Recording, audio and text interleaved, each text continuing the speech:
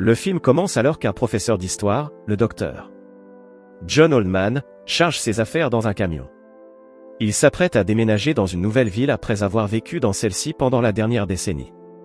Il a presque terminé lorsque, soudainement, plusieurs de ses collègues arrivent. À la réaction de John, il est évident qu'il ne s'attendait pas à les voir ici. Il n'avait même dit à personne qu'il allait partir. Cependant, il révèle qu'ils sont là pour lui organiser une fête d'adieu.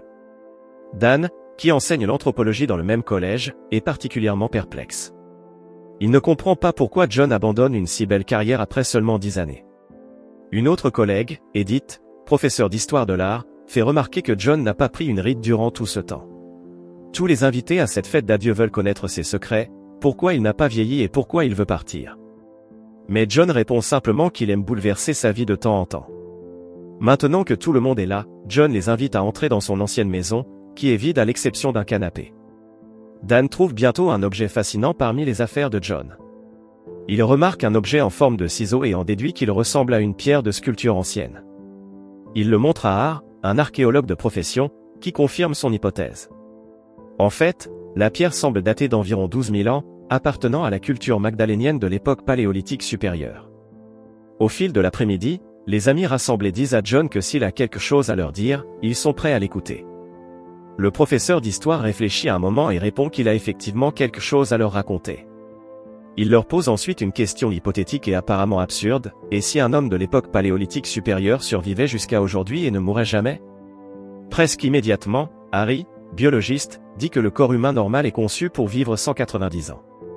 Un corps humain idéal, qui fonctionne parfaitement et régénère ses cellules de manière optimale, pourrait vivre des milliers d'années, voire plus. Harry ajoute que beaucoup de choses sont possibles, même si nous n'en avons pas encore connaissance. Après tout, il fut un temps où Christophe Colomb cherchait une nouvelle route vers l'Inde, et tout le monde le considérait comme un fou. En entendant cela, John décide de révéler son identité secrète à ses amis. Il affirme avec audace qu'il a un jour navigué avec Colomb. À cette époque, presque tout le monde était convaincu que la Terre était plate.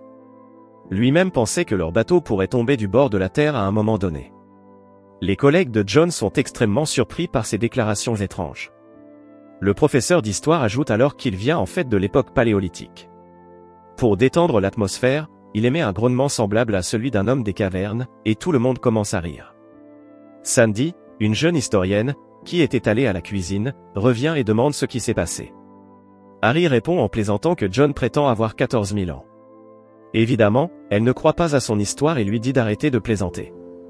Mais tout le monde trouve cela intéressant et veut en entendre plus.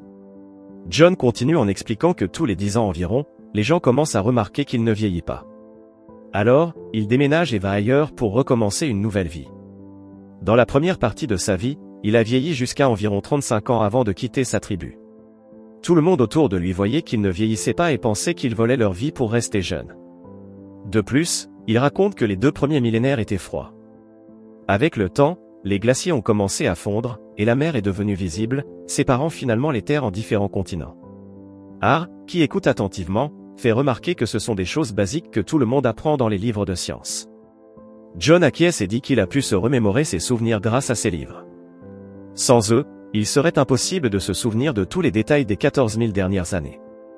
Linda, une étudiante en archéologie, demande alors si John a déjà été curieux de savoir d'où nous venons. Ce dernier répond que, dans la première partie de sa vie, il regardait le ciel en se demandant s'il y avait un homme là-haut qui contrôlait l'univers. Après cela, les collègues de John commencent à lui poser beaucoup de questions, auxquelles il répond. Puis l'un d'eux lui demande pourquoi il leur dit tout cela après avoir gardé le secret pendant 14 000 ans. John répond sincèrement qu'il voulait leur dire adieu en tant que lui-même et non en tant que ce qu'il pensait qu'il était.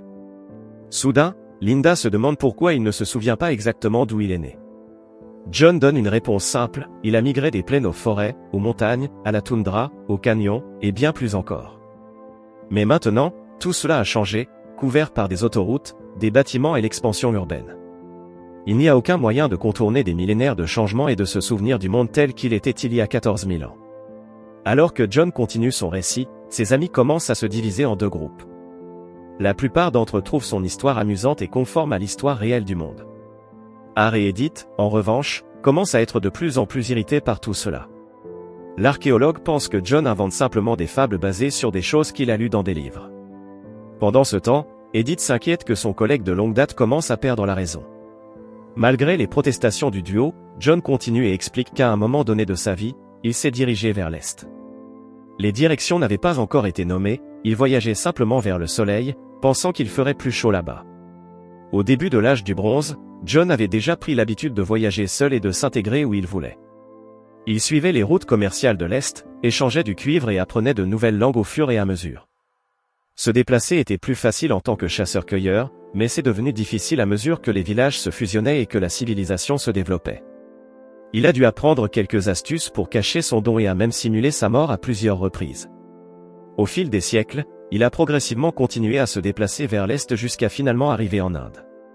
Son arrivée a coïncidé avec la présence de Bouddha, que John décrit comme l'homme le plus extraordinaire qu'il ait jamais connu. Le Bouddha lui a appris des choses qu'il n'avait jamais connues auparavant. John est resté là-bas pour apprendre jusqu'à la disparition de cette grande figure. Peu après, un autre collègue de John, le docteur Will Grubé, professeur de psychiatrie, arrive sur place. Les autres lui donnent rapidement un bref résumé de tout ce qu'ils ont entendu. Will est un vieil homme souffrant de plusieurs problèmes de santé et s'assoit sur le canapé. Il prend d'abord les choses au pied de la lettre et commence à poser des questions sous l'angle de la psychiatrie. Il demande si John a déjà été gravement malade durant sa vie immense. Ce dernier répond que, dans les 100 dernières années, il a eu le typhus, la fièvre jaune, la variole et a même survécu à la peste noire. La question évidente se pose, s'il avait eu la variole, il aurait des cicatrices sur le corps. En réponse, John dit qu'il a toujours guéri complètement et n'a jamais eu de cicatrices. Harry, qui est le seul à avoir de l'humour, demande en plaisantant ce que John fait de son temps libre. Mais c'est une bonne question, car une durée de vie aussi longue signifierait beaucoup de temps libre. John répond qu'il a étudié pendant son temps libre, ce qui lui a permis d'obtenir 10 doctorats au cours des 170 dernières années. Il dit qu'il a obtenu son diplôme en biologie en 1840, mais que les connaissances n'étaient pas si vastes à cette époque. En entendant cela, Will devient vraiment irrité et se rappelle une déclaration que quelqu'un lui avait faite plus tôt. Certains des premiers membres de la tribu de John craignaient qu'ils ne volent leur vie. Will demande si John savait avec certitude qu'il ne le faisait pas réellement par un pouvoir magique inconscient. Après tout, il y a toujours eu des légendes de vampires qui boivent le sang des humains et prennent leur vie. À l'horreur générale, Will sort son revolver et le pointe vers John. Il dit que cela l'aidera à voir si John meurt ou non. Ce dernier fait rapidement remarquer qu'il n'a jamais dit qu'il était immortel. Will insiste, affirmant qu'une balle dans le bras leur permettra de voir s'il guérit ou non. Mais tout le monde le presse de déposer l'arme, et Will finit par le faire. Il semble extrêmement troublé par toute cette histoire et quitte rapidement la maison en disant qu'il a du travail à faire. Pendant ce temps, A révèle que l'épouse de Will est décédée la nuit dernière après une longue bataille contre le cancer. Cela rend John triste, alors il court vers le vieil homme pour s'excuser. Il le trouve non loin de sa maison et lui présente ses plus sincères condoléances. Will semble s'être un peu calmé et part après avoir remis le revolver à John. Le professeur d'histoire remarque ensuite qu'il n'y a pas de balle dans cette arme, ce qui l'amuse. Dès que John revient à l'intérieur, tout le monde dit qu'ils veulent en entendre plus. Seule Edith semble de plus en plus inquiète pour sa santé mentale. John leur raconte ensuite qu'il a rencontré un homme au XVIe siècle qu'il pensait avoir le même don que lui. Les deux se sont assis et ont parlé de leur vie pendant 2 jours entiers. Tout cela était assez convaincant, mais ils ne pouvaient pas se croire mutuellement.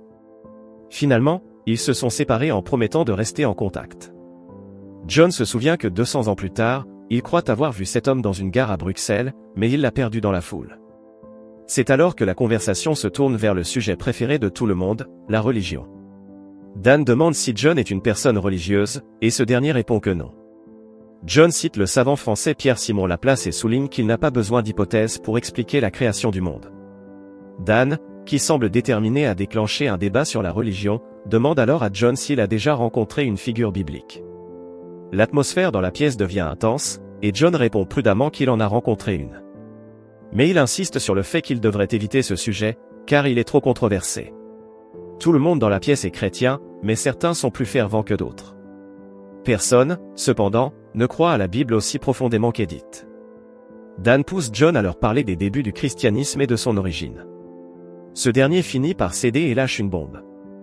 Il affirme que l'ensemble de la Bible est principalement un mythe et une allégorie avec quelques bases dans des événements historiques. Cela met Edith très mal à l'aise, mais elle ne dit rien sur le moment. Ensuite, John leur raconte que lorsqu'il a rencontré Bouddha, il a été profondément influencé par la vision de ce grand homme sur la vie et la souffrance. Quand John est finalement revenu en Méditerranée, l'Empire romain avait déjà atteint des sommets inégalés. Il n'aimait pas le fait que toute la civilisation soit devenue une machine à tuer gigantesque. Alors, il est parti au Proche-Orient, pensant qu'il devrait transmettre les enseignements bouddhistes sous une forme moderne. Soudain, Edith éclate de rire avec mépris, disant que son collègue prétend être Jésus-Christ. John ne nie pas, mais précise que Jésus n'était qu'un simple être humain que l'on a transformé de force en une figure divine. Bien qu'Edith soit abasourdie, Dan tente de considérer cette possibilité et interroge John à propos de la crucifixion. John explique qu'il a bloqué la douleur de ses membres grâce à une technique ancienne qu'il a apprise en Inde. Il a également appris à ralentir ses processus corporels au point de les rendre indétectables. Ils ont cru qu'il était mort, alors ses disciples l'ont descendu de la croix avant de le cacher dans une grotte. Finalement, John a guéri, et son corps est lentement revenu à un état normal. Il a essayé de partir sans être détecté, mais certains dévots, qui se tenaient à proximité, l'ont vu marcher. Il a tenté de leur expliquer, mais ils étaient trop exaltés et désireux de croire au miracle. C'est alors que Will revient et s'excuse pour son comportement. Les autres le mettent au courant des derniers développements de l'histoire de John. Imaginez rendre visite à un ami et qu'il prétende être Jésus en toute décontraction. Voyant la pauvre Edith s'effondrer devant tout le monde, Will intervient et dit qu'il est temps de mettre fin à cette histoire. Il craint que John ait besoin d'une aide professionnelle sérieuse. Mais dans un geste plutôt dramatique, John se lève et dit qu'il inventait simplement une histoire. Il voulait voir jusqu'où il pouvait pousser son faux récit d'être âgé de 14 000 ans. Lorsque ses amis ont commencé à poser des questions, il a pris plaisir à y répondre, et l'histoire a continué à grandir. Tout le monde se sent soulagé, en particulier Edith, et bientôt, ils rentrent tous chez eux un par un. Cependant, Sandy, qui aime John, décide de rester avec lui, et le duo laisse tout le monde sur le porche. Il est révélé que Sandy croit encore à tout ce que John a dit. Elle lui demande combien de fois il a changé de nom. Ce dernier révèle qu'il n'a jamais changé de prénom, mais qu'il a alterné entre plusieurs noms de famille. Il y a environ 60 ans, alors qu'il enseignait à Harvard, son nom était John Thomas Partey. Soudain, Will, qui utilisait les toilettes, entend cette conversation. Il est choqué car John Thomas Partey était le nom de son père éloigné. Will s'approche du duo et demande si John a enseigné la chimie à Harvard. Ce dernier confirme, mais Will refuse encore de le croire. John lui dit alors que le nom de la mère de sa femme était Nola. Will, qui n'avait jamais révélé le nom de sa mère à qui que ce soit, s'effondre en l'entendant. John ajoute que lorsque lui et Nola avaient un fils jeune, ils avaient un chien de compagnie nommé Wolfie. Will devient très ému, car c'était le nom de son chien lorsqu'il était enfant. Le choc de cette révélation est si immense que le vieil homme fait une crise cardiaque et décède.